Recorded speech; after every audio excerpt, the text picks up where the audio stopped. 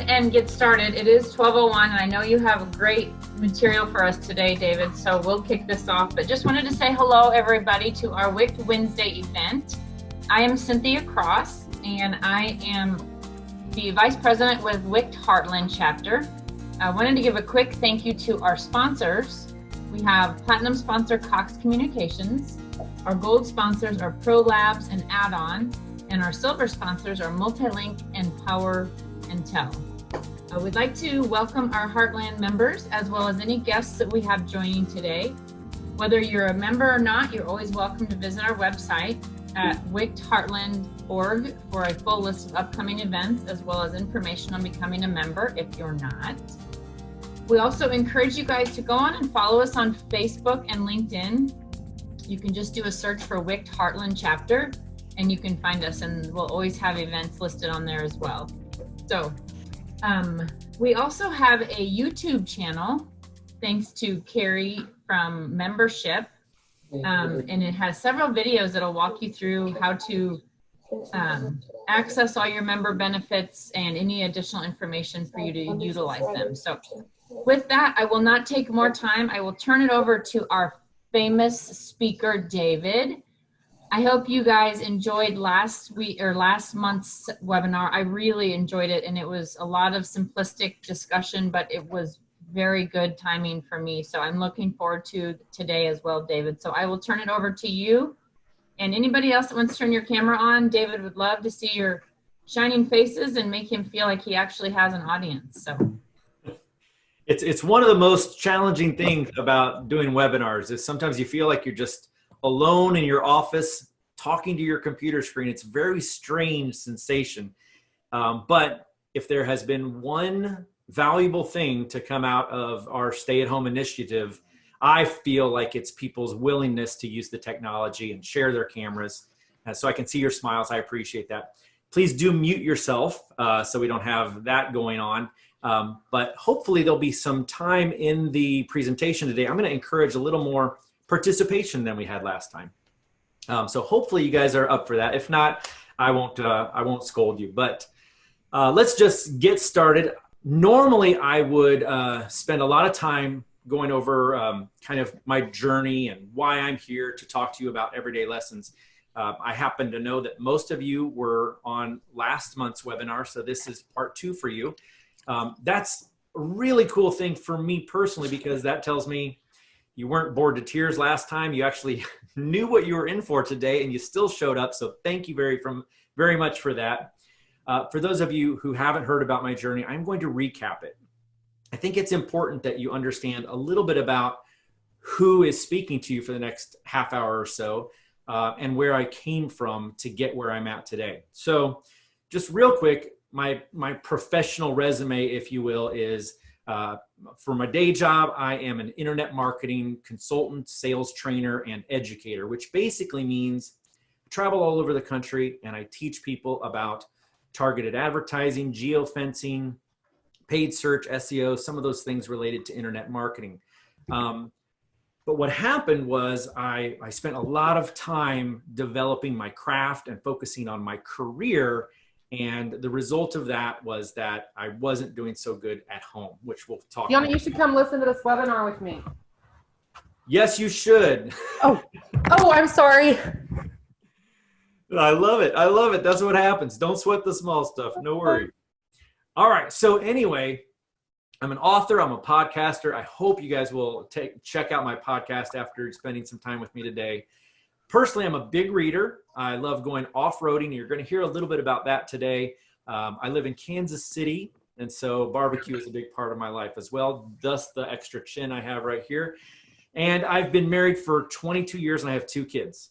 Yay! And if you were to ask who I'm applauding, it's not me, because the only reason I've been married this long is because I have married the most patient woman on the planet. She puts up with me and put up with me during a time when I was really difficult to put up with. So in fact, I'm going to tell you just real briefly about my journey from grumpy to grateful. Basically what happened was I got to my late 40s. This was in 2018, and I was angry a lot. I was having some success at work, So I was getting some recognition in my career and things were going well on that part of my life, but at home, not so well. I was critical of my family. Everything irritated me. And maybe you've felt like this yourself. Maybe you are married to someone who feels like this. And it's difficult to be around this person. In fact, my family used the phrase walking on eggshells to describe what it was like to be around me. And then I had this big catalytic moment where I went out of town and they barely said goodbye to me. Like they barely looked up from their phones. They're like, oh, Dad's leaving. Bye, see you in a few days. They didn't know when I'd be back. They didn't know how long I was going to be gone. They didn't know where I was going. They didn't really care. But that was all on me. I had brought that on myself because I was so difficult to live with and be around. So I'm on this plane and I realize they're probably going to be happier without me for the next few days. And that was kind of a hard pill to swallow. That was a tough thing to hear my own voice say to me. And so I decided I was going to make a change. Now, in my life, I had used self-improvement books to further my career. How to Win Friends and Influence People, Think and Grow Rich, The 7 Habits of Successful People. And all these things have served me well in my professional life. Well, it was time for me to decide how to change my personal life. And so I decided I was going to go on this journey where I was going to read from a positive book, something that helped me grow from the inside out or helped me deal with my family. I read a lot of books about being the parent of a teenager. So if you have teenagers, I've got all the best books for that. And the other thing I was going to do was not just read these books. I was going to take the lessons that I learned from them. And I call them everyday lessons because some of them are so common sense. They're not super secret. They're not magical. They're just everyday lessons that we need to be reminded of.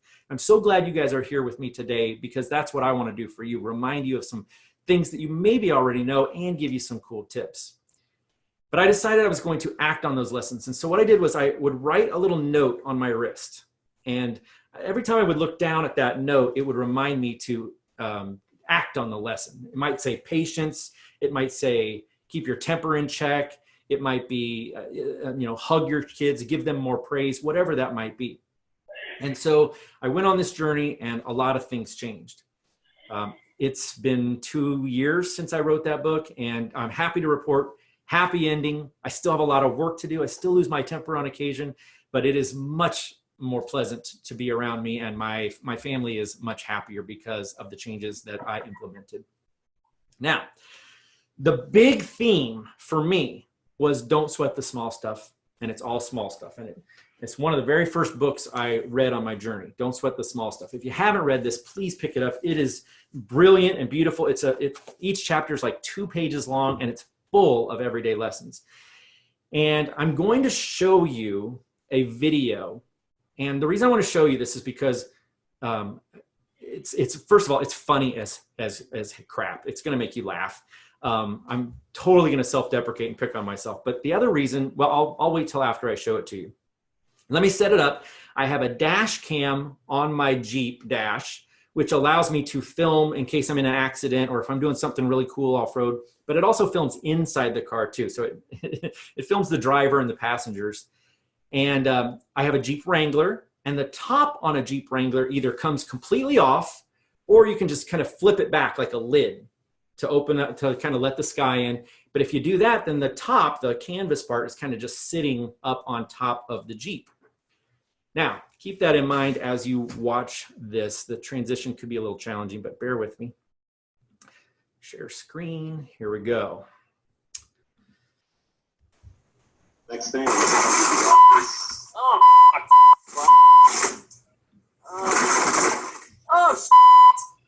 Are you okay?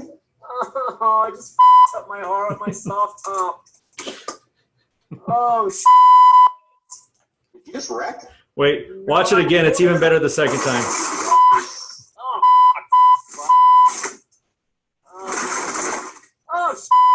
I apologize for the profanity. Oh, I just up my heart with my soft top. Oh, Did you just wreck? No, I pulled into the garage with the soft top. And I'm on the phone with my buddy, you know. So all right. So why did I share that with you? The old version of me would have been so angry, right? Just furious. But I have to tell you that I was actually posting that video on social media later that day because I had gone through this journey and I had decided to adopt this mental attitude of not sweating the small stuff. I realized that the $4,000 damage I did to my Jeep and the $500 damage I did to my garage was just small stuff. You know, nobody got hurt. Insurance helped cover a lot of that. You know, the biggest fear I had was my wife coming home and seeing the Jeep and the garage all askew. You know what she did? I told you she's an angel. She's an absolute angel. She wrapped her arms around me and she said, "Don't worry, sweetie, they insure stupid." Yes, this is my wife. All right, so don't sweat the small stuff. If you get nothing else out of this today, man, I hope that is a lesson that you will consider adopting.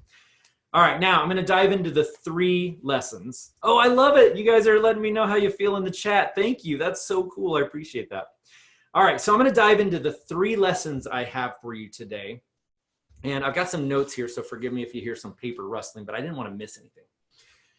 The main theme of this one is sometimes you're just down. Now, this was a hard lesson for me to learn because, well, let me back up a little bit. At work, they gave me a nickname. They call me Positron. Positron because I'm pretty positive at work most of the time. And I like superheroes, so that was my superhero name they gave me, right? Positron. But I got to tell you, lately, I have not been feeling very positron. And maybe you're feeling the same way, right? With the pandemic, the protests, the political environment, the world just feels like it's falling apart, right? It's hard to stay positive in 2020, right? People are calling it the worst year in their whole lives. And here's the thing. When we feel pain, we look for a reason for that pain. So for example, if your knee is hurting, you're thinking, God, my knee is hurt. Why does my knee hurt so bad? And then you think, oh yes, it's because I just ran 3 miles yesterday and I didn't stretch good before. It's been a while since I've run, whatever that is. We feel pain and we look for a reason. And what I've discovered is that when we're in a bad mood, when we're feeling down, we also look for a reason. We look for something to assign to that mood. And for me, before my journey, I used to blame other people around me, right? I was mad. I was in a bad mood because my wife wasn't paying enough attention to me, and these aren't real examples because she's amazing, but maybe your son is constantly playing video games and he needs to go get a job. Maybe your daughter is, failing algebra, or she's not doing her chores, or maybe you just are sick of lying politicians and bad weather and, just the world just is bringing you down, and that's why you're in a bad mood. It has this snowball effect and it kind of leads you to just feel negative, right?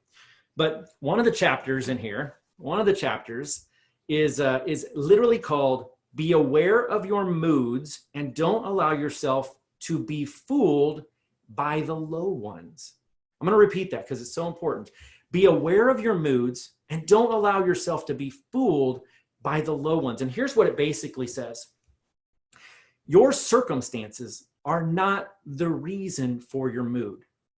It's how we react to them that determines our mood. We have power over how we feel and how we react to our circumstances. And I can actually prove this is true. I want you to think about a time when you were sad or angry or upset and you were in these terrible circumstances. Maybe you had your own car accident. Maybe you got fired from your job. Maybe you just got your cholesterol test back from the doctor, right? And you're in this terrible mood because of all these things that are going on. But let me ask you, tell me the truth. Did you discover that even without those circumstances changing, that you eventually found yourself in a good mood again? Maybe an hour later, maybe a day later, you're still fired, but you've found a way to be happy again, right? And this happens in our lives. In fact, I'm going to tell you about someone very special to me. My niece, who is also 15, last year was diagnosed with cancer. And I remember going to see her, and she had her ups and her downs, but more often than not, when I saw her, she was smiling. She had on her purple wig and she was just working that wig, right? And I would talk to her and I'd say, how are you doing? And she said something I'll never forget. She said, Uncle Dave, I'm going to be a cancer survivor.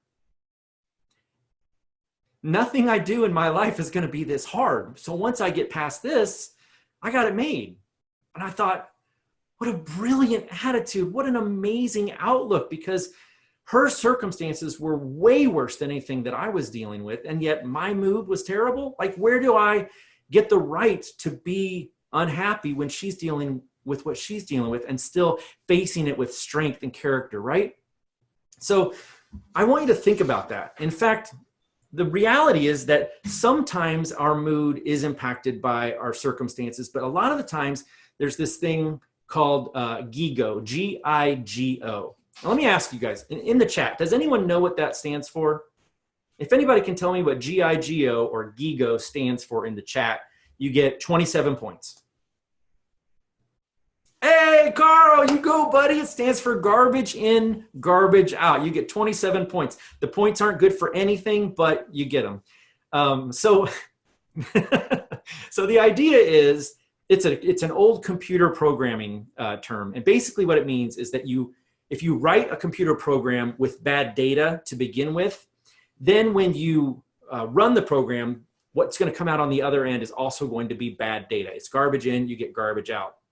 And I was reading about this concept just a couple of weeks ago, and it made me think maybe some of what I was experiencing was because I had been consuming too much garbage. And I did. I started every single morning by reading the news on my iPad, and I would read 15, 20 minutes of news. And as you know, the news is kind of terrible right now. Then I would go to Facebook, and I don't hide friends that I disagree with. So I get to see really, opposing arguments, and just especially the comment sections. Tell me if you guys agree. Like, it's kind of hard to scroll through Facebook these days and stay in a good mood, isn't it? Remember when it used to be kids' first day of school, or this beautiful, steak that you just grilled? Now it's just maybe it's just me, but it's a lot of, yes, it's overwhelming, right? So I decided in that moment to delete the Facebook app off of my phone, and I deleted the news app off of my iPad. About 4 days later is all it took. 4 days of kind of shifting that garbage in, garbage out, and I started feeling better. So I want to ask you guys, what garbage are you consuming? What do you think you could maybe give up for 4 or 5 days to see if it has a positive impact on you? Maybe it's social media. Maybe it's a television show that you're watching. Maybe it's the news. My wife told me, and I told her this wasn't me trying to get her off of her phone, but she told me after listening to me talk about this, she eliminated some stupid game app off of her phone, right? Okay, so you guys know exactly what I'm talking about. So I want to encourage you, consider what you're consuming, the garbage, and see if you can replace that with something positive, And in fact, before I go on to lesson 2, what I'd like to do, hopefully, fingers crossed, I'd like to open it up and see if there's anyone who would consider volunteering to tell us about a time when you weren't in a good mood. Maybe you thought it was your surroundings, but then you were able to get past that. Or maybe tell everyone about the garbage that you would consider giving up. Is anybody willing to volunteer for that? I can share. Okay, thank you, Cher. So I'm a late adopter to Game of Thrones and have gotten started on Game of Thrones. I have learned that can't be the last thing I watch or do before I go to sleep, or I don't know what dreams are going to happen. And then the next morning I'm rather aggressive, and I tend to be more positive as well. And it's killing me because I just want to watch it, but I can't watch it right before I go to, and this has been a new discovery. Like literally earlier today, I was on a call. I'm like, I don't know, I'm a little punchy today. And I think there's other things happening too. But I did watch Game of Thrones while laying in bed last night. And I'm like, oh my God. So when you said that, I'm like, oh my gosh, that's the garbage in my brain. It's Game of Thrones. It's such an aggressive show, right? It is. It's a wonderful show. One of the best shows on television, but incredibly violent. And what was I watching the other day? Oh, there's a show called Yellowstone. And everyone in it is a bad guy. It's like you can't root for the good guys because everyone's bad, and you're wondering which ones to watch. But your example reminds me of back when I watched Breaking Bad. I didn't watch it once a week. I consumed it like you, binge watching it. And I just remember being in a bad mood for like 3 weeks. That's a great example. Thank you, Cher. Does anyone else have something they want to share?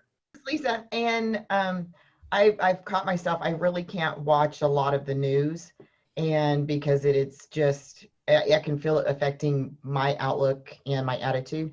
And I really got an eye-opening when I was really snarky to someone that I shouldn't have been snarky to, and had to go back and apologize. And she just wanted to make sure that my mental state was okay. And so I knew that I needed to back off the news and everything that was happening. And so I get snippets here and there, but I can't watch it all day long. So yeah, the news is an interesting one because we feel as members of society, we need to stay informed.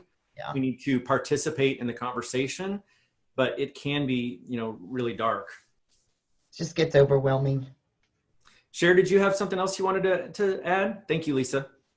The other thing I typed it in the chat, was music. I love music, all genres actually, and not having that commute to and from work, I don't get that anymore. And there have been days I've been like to the point where I'm kind of done coming to this office right now.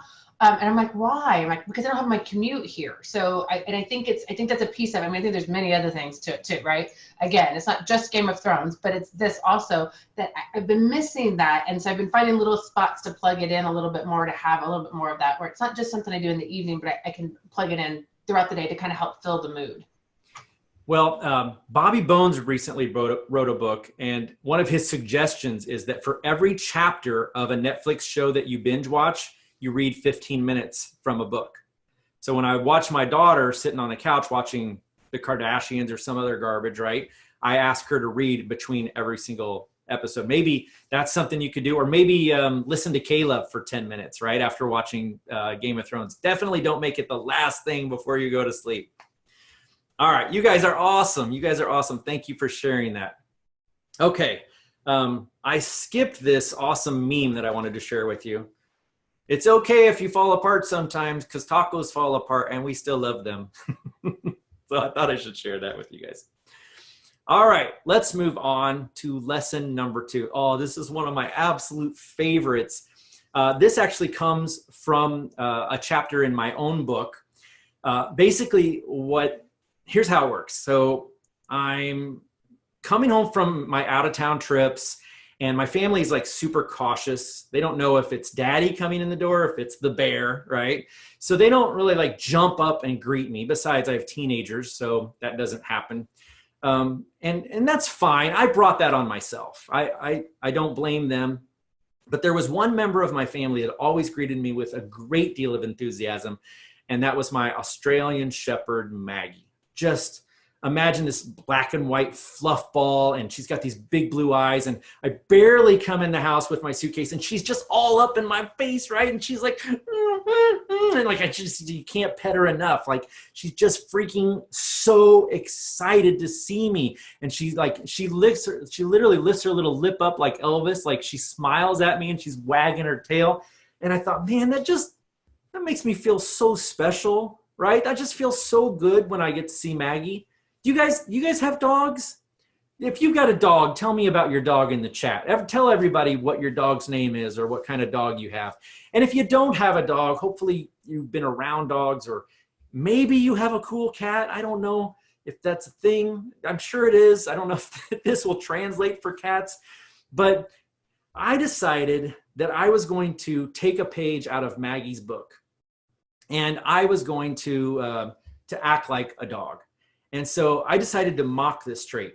And on that day, and again, this was a while back, my kids would come home from school one at a time, and I would just get up out of my office. I've worked from home for 10 years. So I'd get out of my office. Normally I would finish what I was doing and then see them at 5 o'clock.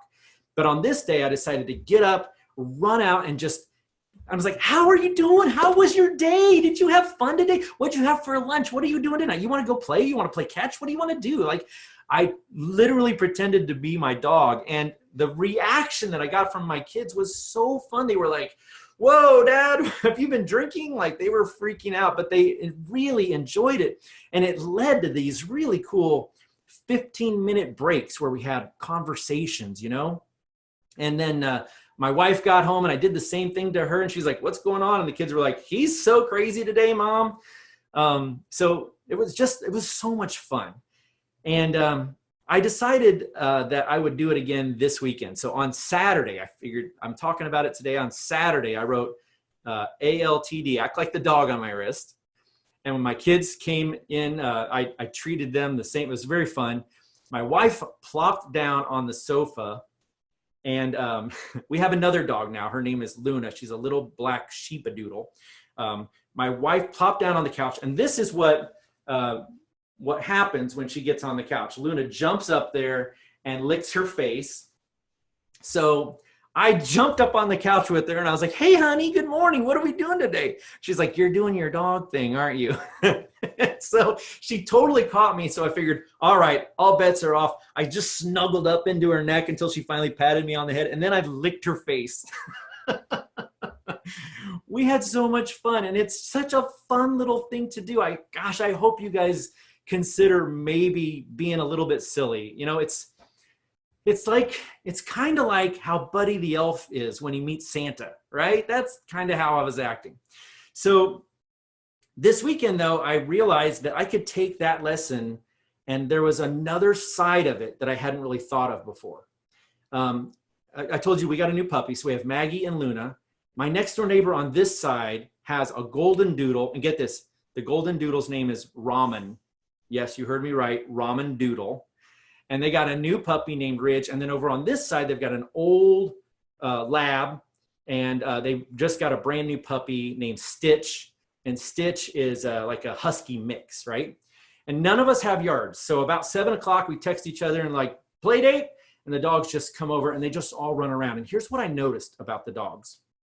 Like, they don't care that they're different breeds. They don't care that they're different ages.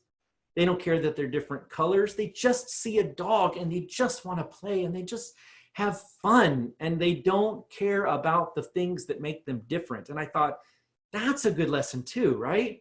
When I go on a walk with Maggie and someone comes up to pet her, she doesn't look up at them and, worry if they're a man or a woman, or if they're religious or political or gay or straight or Democrat or Republican or black or white or purple. She just loves them.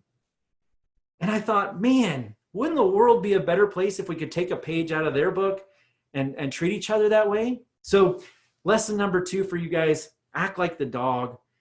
It reminds me of the movie Up. Remember Pixar movie Up with the old man in the house and the balloons? There was a character in Up called Doug. He was a dog and he had a collar that allowed him to talk. And one of the very first things he says is, I have just met you and I love you. Man, wouldn't it be cool if we treated each other like that? So hopefully you guys will act like the dog. Don't, somebody pointed out that that's maybe not the best lesson because we don't want to sniff each other's butts or just poop anywhere we want. But generally speaking, these are some pretty powerful lessons we can learn from dogs. All right. So I'm going to open it up. Would anybody be interested in telling us about your dog, or something that you've learned from your dog that you feel like could be translated into human life to make the world a better place or make you a better version of yourself? Yeah, I'll chime in here. My dogs are my loves. Angie's got her dog with her. That's awesome. I do? Who? What? Well, Angie's got her dog in her lap. Angie. Oh, okay. But Cynthia, please tell us your story. So I have a puppy and he's 9 months and he's so annoying, and you forget, like, when you get an older, I had 2 of them at 6 since we lost one of them. And so I have a 6-year-old and now a 9-month pup, and he's just so annoying, but he's got the best personality. He's always happy. He gets in trouble and he wags his tail and he licks you and he's happy. And I say to the kids all the time, man, you know what? If we just took King's perspective and just let stuff roll off of us instead of taking it all personal, like, look how happy he is. He's always happy. He could have just destroyed my toilet paper roll and got yelled at, and he's like, oh, hi, Mom, happy to see you. So I've taken away from him that to your point of don't sweat the small stuff, like, just be happy. Just choose to be happy. It makes life way better. That's awesome. Thank you for sharing that. Anybody else? Well, this is Maisie. She's my 3-year-old troublemaker, and I had to pick her up because she was about to get hyper. But I would say a couple things is just, know how to have fun and to realize that you can make anything fun, and also how much love she's willing to get. And, it's just all about getting the love and being appreciative. That's right. Thank you, Angie. Thanks for sharing that. Somebody told me once that every animal has a job. Chickens have to lay eggs, cats have to kill mice, whatever. And dogs, yes, they might herd the cattle, but mostly their job is just to be a little ball of love. So, okay, now let's move on to lesson number 3, face your fears. Now, there is a lot of anxiety in the world right now. I'm not a therapist. I don't believe that I can solve someone's problems with a webinar or a book. So for people who are truly suffering from anxiety, I encourage them to get help. That said, I want to give you guys a little technique for overcoming fear and dealing with anxiety, something that I found was really, really powerful in my life. So you guys know that I'm a Jeeper. You saw the Jeep. What you don't know is that this is actually my 7th Jeep. I've been driving Jeep since I was 16 years old. There was a stint when I first had babies that I got a Durango, and then we did a minivan for a while. But now, okay, back to the Jeep. Now, here's the cool thing. At this point in my life, I had the money to really modify this Jeep. And so that means it's got a lift kit and skid plates and big tires and big wheels and a winch on the front and all these lights for night wheeling and all this stuff. So it's really ready to go off-road. And this has kind of been my dream car. It's like, it's like my midlife crisis car, right? And I was really into to Instagram. There's this Jeep community on Instagram where people show all the mods they do to their Jeep. They show where they go off-roading, all this stuff. So I'm following all these Jeepers, and then I decide I'm going to make an Instagram for my Jeep. I know that sounds completely stupid, but I did it anyway. And the funny thing is, like, my Instagram has like 400 or 500 followers. My Jeep has like 2,200 followers. It's so dumb. But I'm on Instagram and I'm showing off the Jeep, and something happened that I didn't really expect to happen. People started making fun of me. They're like, "Oh, you've got this big, beautiful Jeep. It never gets dirty. You never go off-road.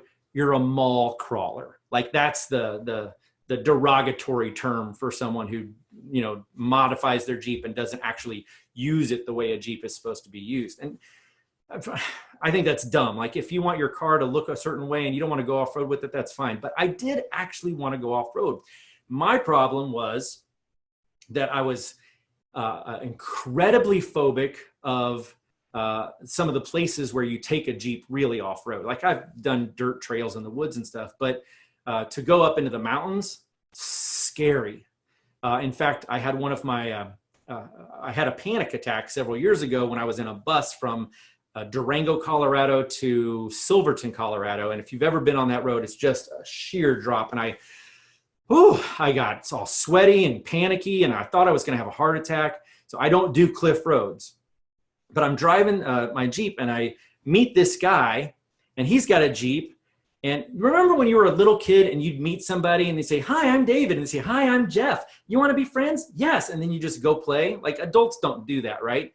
But we kind of did. I was like, "Hey, that's a cool Jeep." He goes, "You got a cool Jeep too." And I said, "Yeah, thank you." And he says, "Hey, would you like to go to my wedding?" Like, what? You guys heard me right. He invited me to his wedding within knowing him about 10 minutes. It turned out that he was about to go to Colorado. He was going to get married on top of a mountain. And the only way to get to the top of the mountain was if you had a Jeep. And he saw me as someone who could maybe get his photographer there. So he's friendly, but he's also got this ulterior motive. So he's like, "Come with us. We'll go to the top of the mountain. We're going to get married. Then we're going to go to Moab, and we're going to do some real wheeling." And I'm like, yes, this is the dream come true. And then I remembered about my phobia, and I started to freak out a little bit. I told my dad, I told this guy I would go with him, but I don't want to hold him back. Like, these are real off-roaders. Like, I don't know what I'm doing there. I'm going to be so embarrassed. What if I have a panic attack? And my dad said something really important to me. And he said, He said, courage doesn't mean you're not afraid. It means that you face your fear and do the thing anyway. And when your dad says something like that to you, you can't back out of the dream trip that you've always wanted to do, right? So I went, and we got to the top of the mountain, and there were no real cliff roads on that particular mountain. That was fine. But then we went to Utah, where we went to Moab, and we got there around dusk, and they wanted to go wheeling. And they took me to this place called Hell's Revenge. And the entrance to Hell's Revenge, let me describe this to you guys. Think of like this giant rock jutting out from the desert, and it's like 70 feet tall and maybe 15 feet wide. And it's like a sheer drop on the left and a sheer drop on the right. You know what? The best way to describe it would be like taking a Hot Wheel toy and driving up the back of a dinosaur toy. Okay? So that's kind of what this entrance was. And I flipped out. I had the dash cam running, and I'm going to show you guys my panic attack, if that's okay. All right, here we go. And again, there's some censored profanity, so I apologize for that in advance. I'm working on that. All right. Now I am looking at a white arrow in the middle of the trail. Just aim it, put your Jeep in the middle of it. Okay, starting to freak out a little. All right. So I want you to watch how much things tilt. And that's like how, it's not like it's flat. It's not a flat dinosaur back. It is tilting. What gear should we be in, Dave? That's my dad. My dad's in the passenger seat trying to keep me calm. This is my buddy Jeff's dad, who realizes that I have just stopped. I put it in park, and he's coming back. Hang on. Okay, what you hear is my buddy Levi. Levi and Dave were behind me. They got out of their Jeeps and came up 18 feet wide. on foot. I know. Are you looking off the side, Bill? Yes, I'm looking off the side, Dad. Look at it. Do you feel like it's going to fall off the edge? I can't feel my face. I can't feel my hands. I'm just afraid my body is going to panic. Like, hear the anxiety. Black mark. There's 4 feet from the edge of that to the edge. That's how much room you honestly have. It's fine. Yeah, a ton. This looks like a ton of space, doesn't it, guys? I see it. I don't see anything. I say I see it. I don't even know. When you get about where he's at, Yeah, don't that's what worry I'm about it. freaking out about. That's about a 27-degree pitch. You just did 33. You're plenty good. Now, Levi is not like some Dave, beautiful is this mind. automatic or The am I- gauge said it was 27-degree pitch. That's what I thought. Okay. All right. All right, here we go. You're good, though. You're good. Watch how much it tilts. Keep straight. Just talk to me. Yeah, just keep going straight. Perfect. Yeah. Straight at Carl. Go to your right a little bit. Doing good. Look at the tilt. Now I'm tilting the other way. Oh, My God. What am I doing? It's all right, bro. It's all right. Keep looking at me. keep looking at me. I'm so embarrassed by this, but people. Hey, I don't know. It's all right, bud. My dad's so nice. It's all right, Boog. All right, I'm going. Yeah, just keep going straight. Perfect. Yeah. All right, what do you guys think of that? Go to your right a little bit. Crazy, right? So the reason I wanted to show you that was because, I mean, you got anxious watching it. Yeah, like I was flipping out, right? So here's what I want you to know. Because I powered through, I actually ended up having the greatest week of my life. Like, it was the best time. It was bonding with my buddies. It was doing something I had been dreaming of doing since I was 16 years old. And one of the other outcomes of this was when I got home, I thought about the entire journey, and I ended up writing a new book. This isn't a shameless plug, I promise. But I wrote this. It's a children's book about a little off-roader who gets made fun of, and then he goes to Moab with his friends, and he has a panic attack. Does that look familiar? Does that kind of look like what we were driving over, right? And so this has been one of the most cool projects of my life, and it's all because I faced that fear. And I feel like if you don't get out of your comfort zone, if you don't do something a little scary, then you don't get the results on the other side. But I have since that happened, I have learned a really cool technique that I use when I go off-roading now. And this comes from the American Psychological Association. This is a paper written in 2013 by Allison Wood Brooks of the Harvard Business School. And Allison says that the physical responses to anxiety are the same as the physical responses to excitement. Think about that for a minute. Think about something that gives you anxiety. Or no, think about something that you're excited about. Maybe you haven't seen a loved one in a while and you're about to see them. Your heart starts to race, your pulse quickens, you're excited, right? Or maybe you're going to ride a roller coaster. You're at Disney and you're going to ride Space Mountain for the first time and your palms start to sweat, right? That's excitement. Or maybe you're going in for your first kiss and your face is flushing and your skin gets a little tingly. These are all some of the same feelings that you have when you are dealing with anxiety. And so Allison says that if you reassess the feelings of anxiety and call them excitement, it can help you power through the fear. Because what anxiety's job is, its job is to protect you as a human being, to protect you emotionally, protect you physically. And so it's really trying to get you to stop doing whatever it is you're trying to do. And if you try to calm down, I mean, come on, guys.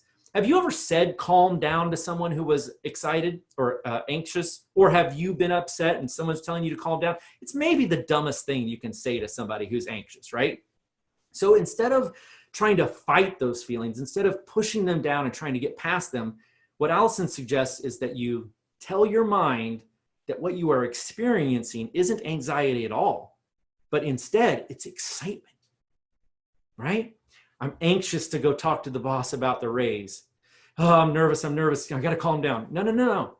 I'm excited to go talk to the boss about this raise. I'm anxious about doing this webinar today. I'm really nervous. No. I'm excited to do this webinar for you guys today, right? And so this little trick has helped me so much. I just wanted to pass that along to you guys.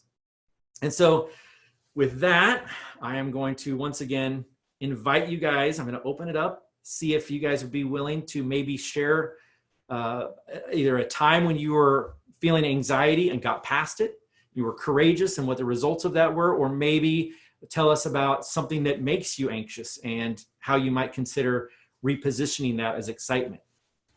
Yeah, mine's kind of silly, but it's roller coasters.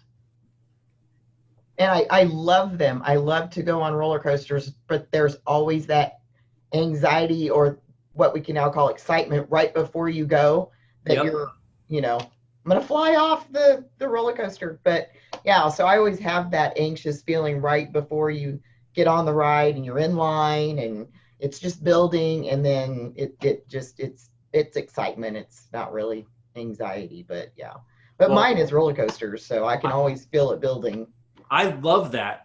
When my little girl was just tall enough to ride some of the bigger roller coasters, man, it was a real challenge to get her on them, and then, she'd be so anxious, so upset. And then she'd get done. She'd be like, "Thank you, Daddy. That was the best ever." And then we do the next roller coaster and she'd be like, "No." I'm like, "Don't you remember how that made you feel?" And here's the thing. When I ride roller coasters now, because I've ridden hundreds, it was one of my big things. I don't feel that anymore. And I actually kind of miss it. Yeah. I miss that anxiety and I miss that excitement. So thank you for sharing that, Lisa. I appreciate that.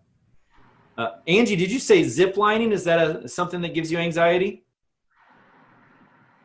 Yeah, it gives me anxiety, but it's so much fun once you actually do it. Like, you get excited up until that point, and then you step up and you're looking down and you're like, what in the world am I about to do? But then once you do it, it's like, oh my goodness, it's beautiful, and it's just so much fun. Thank you. Yes. So guys, I really want to encourage you, get out of your comfort zone, do something that scares you, because the ultimate reward for overcoming that fear is way better than avoiding it and sitting still. So, all right, with that, I am going to wrap things up. But before I do, I would like to challenge you guys. And here's my challenge. For the next 10 days, I would like to challenge any of you who are willing to grab a positive book, self-improvement book of some kind, maybe something that will help you with your relationships or your career, and read 20 minutes a day every single day. Write on your wrist the lessons that you learn, and then act on those lessons. Now, Wicht has bought 10 of my books.